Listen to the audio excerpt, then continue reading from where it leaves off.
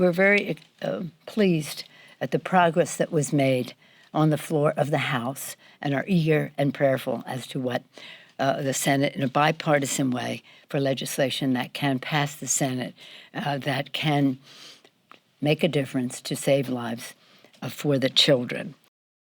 I don't know what will come out of the negotiations in the Senate, but I have confidence in those who are negotiating in good faith on both sides of the aisle, and we are eager to see what that will be. Hopefully it will contain some of the measures which we think are life-saving in our legislation, but I don't know what their negotiations are because they are privy to the Senate. But I will say this, that if it's life-saving and can make a difference, and they have bipartisan support for it, then we would welcome it, even though it won't be everything that we want. But we cannot have subterfuge. We can't have them say, well, it's about this and it's about that. No, it's about guns. And it's about other things, too.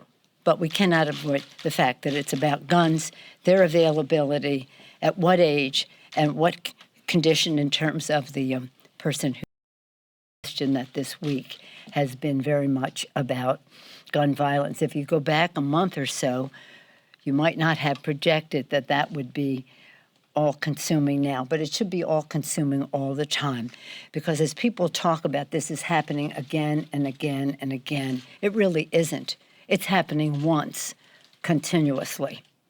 It's always happening, and we have to make it stop. And this legislation that we passed yesterday is very powerful in making a difference. Chunk of Americans who've decided they just don't care about this anymore? I don't think that that's the case. First of all, let me just thank the members of the committee. They have been hard at work doing their patriotic duty to seek the truth, and we will see that revealed. I don't know. I've kept my distance from the committee, so I'll be watching just as everyone else is to see the presentation.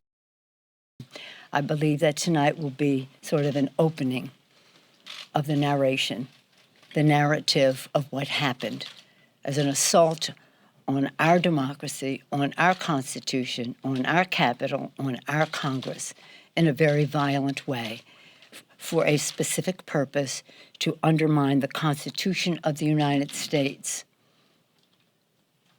on a day set aside for the peaceful transfer of power.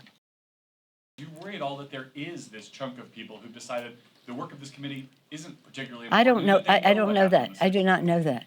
I know that there are people who would like it to go away, some of them in this very Congress, but I don't stipulate to what you have said, no.